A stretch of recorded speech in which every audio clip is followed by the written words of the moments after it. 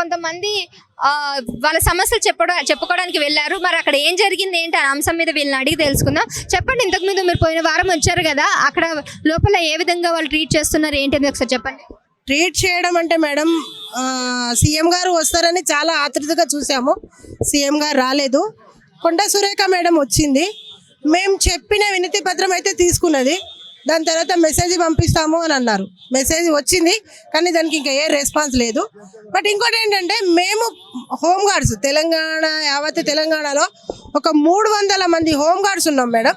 ఎప్పటి నుండి మేము పోరాటం చేస్తున్నామంటే, ఇప్పుడు కౌంటర్స్ ఎన్ని ఉన్నాయి? ఇక్కడ ఒకటే కౌంటర్ ఉంది మేడం.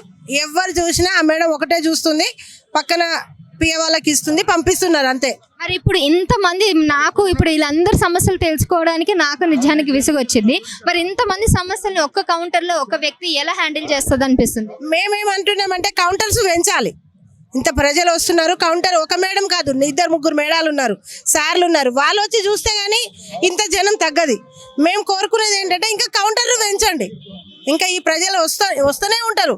ఆ ప్రజలకు మీరు సమాధానం ఇవ్వండి. ఇంతకు ముందు ఉన్న గవర్నమెంట్ లెక్క చేయకండి. ఈ గవర్నమెంట్ వచ్చింది కాబట్టి ఇంతమంది వస్తున్నాము. ఈ గవర్నమెంట్ కూడా అట్లనే చేస్తే ఈ గవర్నమెంట్ కూడా మీద నమ్మకం ఉండదు ఇక ప్రజలకు. అంటే మా ఉద్దేశంగా మేము చెప్తున్నాం మేడం. సో మీరు చెప్పండి, మీ సమస్య ఏంటి? మేము 10 సంవత్సరాల నుంచి హోంగార్డ్ చేసినాము. కరీంనగర్ జిల్లా, ఉమ్మడి కరీంనగర్ జిల్లా. అయితే 10 సంవత్సరాల నుంచి కోర్టుకు పోయినాము, అటు తిరిగినాము. ఇప్పుడు ఈ గవర్నమెంట్ వచ్చినాక మాకు ఉద్యోగాలు వస్తాయని నమ్మకంతో ఇక్కడికి వచ్చినాం. ప్రజా దర్బారుకు మా ఫైల్స్ పంపించినాము లోపలికి. వాళ్ళు ఇక ఏం రెస్పాన్స్ వస్తాయో చూద్దాం. ముఖ్యమంత్రి గారు దయచేసి మా ఉద్యోగాలు మాకు ఇప్పిస్తే మేము చాలా సంతోషంగా ఉంటామని, మా కుటుంబాలు కూడా బాగుపడతాయని మేము చాలా. ఎక్స్ సర్వీస్ మ్యాన్, మాకు కొన్ని ప్రాబ్లమ్స్ ఉన్నాయి. ఇప్పటి వాళ్ళకి ఏ గవర్నమెంట్ మాకు పర్సనల్గా రమ్మని ఇప్పుడు రమ్మన్నారు. కానీ ఇంత చిన్న కౌంటర్, ఇంతమంది షుగర్ పేషెంట్స్ ఉన్నాము, బీపీ పేషెంట్స్ ఉన్నాము. So finding difficult. They have to increase the counter, they have to increase the gates. Last time వచ్చారా? లేదమ్మా, దిస్ ద ఫస్ట్ టైం. ఇంత క్రౌడ్ ని మరి వీళ్ళు హ్యాండిల్ చేయగలుగుతున్నారు అనిపిస్తుందా మీకు? Police also finding difficult to control the traffic. That's what. Did you ask anybody to control the crowd or whatever best we can do, we are doing. They are telling. One counter is not enough for this much of crowd, right? Queue is up to so much, but a bridge. Exactly, it's almost 2 to 3 kilometers. 1 kilometer, 2 kilometer queue is there. Yeah, exactly. తిరుపతిలో queue ఉంటుంది చూడ madam, అంత పెద్ద queue ఉన్నది. ఒకటే లైన్లో తీసుకొని వచ్చేసి ఇంతమందిని నిలబెట్టడం భావ్యం కాదు కదా. కుర్చీలు లేవు, ఏమి లేవు. This no water facility. They have to provide bottles. Early morning they are allowing it from 10 o'clock కదా. 10 గంటల నుంచి లోటు పంపిస్తారు. అప్పటి వరకు మేము బ్రేక్ఫాస్ట్ చేయలేదు, ఏం చేయలేదు. వాటర్ పెట్టాలా? I'm an ex-service man. We got some problems of ex-service man of the state. We are 150 members in this society. Ex-service man. Telangana Ex-Serviceman Cooperative Society.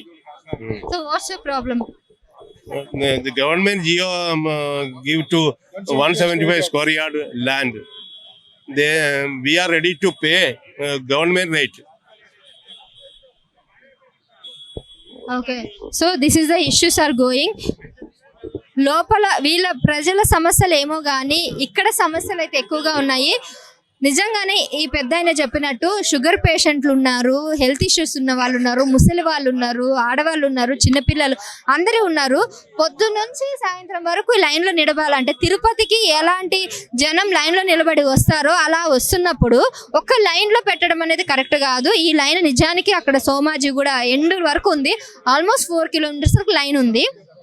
ఇప్పుడు ఈ 4 kilometers వరకు ఈ లైన్ ని కంట్రోల్ చేయాలన్నా కూడా కనీసం వీళ్ళకి తాగడానికి నీళ్ళు కూడా ఇవ్వలేదు. ఇది చలికాలం కాబట్టి సరిపోయింది, ఎండ కూడా ఎక్కువ ఉండదు కాబట్టి సరిపోయింది. జస్ట్ ఇమాజిన్, ఇప్పుడు in case it is a summer, ఇదే ఇష్యూ కనుక రెగ్యులర్ గా ఉంటే తాగడానికి నీళ్ళు లేక సగం మంది ఇక్కడే చచ్చిపోయేటట్టు ఉన్నారు ఆ ఎండకి. లేదంటే నిలబడి షుగర్ పేషెంట్లు, హెల్త్ ఇష్యూస్ వచ్చి చాలా జరుగుతుంది. తిరుపతికి ఎలా భారీగా వస్తున్నారో ఆ విధంగా ఇక్కడ ఇలాంటి జనం వస్తున్నారు కాబట్టి ఇక్కడ కొద్దిగా ఏమైనా వీళ్ళకి సహాయ చర్యలు ఏమైనా తీసుకుంటే బాగుంటుంది. బాగుంటుందని వీళ్ళంతా కూడా చెప్తున్నారు. సో ప్రభుత్వం ఫస్ట్ దీని మీద కూడా దృష్టి పెట్టాలి. వచ్చేయండి సమస్యలు తీర్చేస్తాం అన్నంత మాత్రాన సరిపోదు కదా, సమస్యలకు తగ్గట్టుగా పరిష్కారాలకు తగ్గట్టుగా అక్కడ వీళ్ళు ఏర్పాట్లు కూడా చేయాలి. హెల్త్ ఇష్యూస్ దృష్టిలో పెట్టుకోవాలి. లోపల ఒకటే కౌంటర్ ఉందంట, ఆ ఒక్క కౌంటర్లో ఇంతమంది సమస్యలను ఎలా తీసుకుంటారు?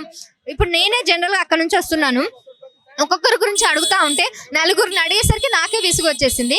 ఇప్పుడు దాదాపు ఇక్కడ ఎంత కాదన్నా ఒక 5,000 మంది పైగా ఉంటారు. 5,000 మందిని సమస్యలు వినాలంటే వాళ్ళకి ఎంతో ఓపిక ఉండాలి, వినగల అంత ఇంట్రెస్ట్ కానీ అంత ఓపిక కానీ ఉంటుందా అనేది అర్థమవుతుంది. ఒక్కటే counter. Last time CM Revanth Reddy వస్తారని ఎక్స్పెక్ట్ చేశారు, కానీ రాలేదు. కొండా సురేఖ్ గారు వచ్చారు. మరి ఇప్పుడు ఎవరు వస్తారు అనేది కూడా తెలియదు. ఒకటే కౌంటర్లో అందరూ ఈ పేపర్లు తీసుకుంటున్నారు, పక్కన పిఏకి ఇవ్వడమో లేకపోతే అక్కడ పక్కన పెట్టడమో చూస్తున్నారు. ఇవన్నీ ఇంత పెద్ద ఫైల్ అవుతుంది. ఈ ఫైల్ అంతా ఎప్పుడు చూస్తారు అనేది కూడా అర్థం కావట్లేదు. సో ఇంత ఈ సమస్య ఉన్నప్పుడు ఈ వీటిని ముందు ఎలా పరిష్కరించాలనేది ముందు ఆలోచించి తర్వాత ఇటువంటి ఏర్పాట్లు చేస్తే బాగుంటుంది కదా అని చెప్పేసి చాలా మంది ప్రజలు అయితే అంటున్నారు. లాస్ట్ టైం ఫ్రైడే రోజు మా మీడియా అందరికి కూడా లోపల వరకు ఎంట్రీ ఇచ్చారు, అక్కడ మొత్తం కూడా తీసుకోవడానికి కుదిరింది. కానీ ఈసారి మాత్రం ఈ గేట్ దగ్గర ఆపేశారు, లోపలికి కూడా రానియట్లేదు. సో ఇక్కడే మాకు ఇంత మాకు కట్టడి చేశారు. మరి ఇక్కడ పెట్టినటువంటి భద్రతా ఏర్పాట్లు ఏవైతే కట్టడి ఇవన్నీ కూడా తీసేసి వచ్చేసండి లోపలికి అన్నారు. మరి అక్కడ నుంచి తీసేసి ఇక్కడ ఆపడమే అవుతుంది తప్ప లోపలికి రానియట్లేదు కదా అని కూడా మీడియా మిత్రులందరూ కూడా బాధపడుతున్నారు. ఇంకొన్ని రోజులు అయితే జనాలను కూడా లోపలికి రానియరేమో అని కూడా అనిపిస్తుంది. మరి ఇది పేరుకి ప్రజా దర్బారా లేకపోతే నిజంగా వీళ్ళు ప్రజల వాణి వినడానికి ఉన్నారా అనేది కూడా మనం తెలుసుకోవాలి. సో ఇదండి ఇవాళ ప్రజా దర్బార్ యొక్క సమస్యలు. మరి వచ్చే వారం ఏం జరుగుతుంది ఏంటనే దాని మీద నేను పూర్తి విశ్లేషణ ఇచ్చి దాని గురించి మీకు ఎక్స్ప్లెయిన్ చేయడానికి ట్రై చేస్తాను. Thank you.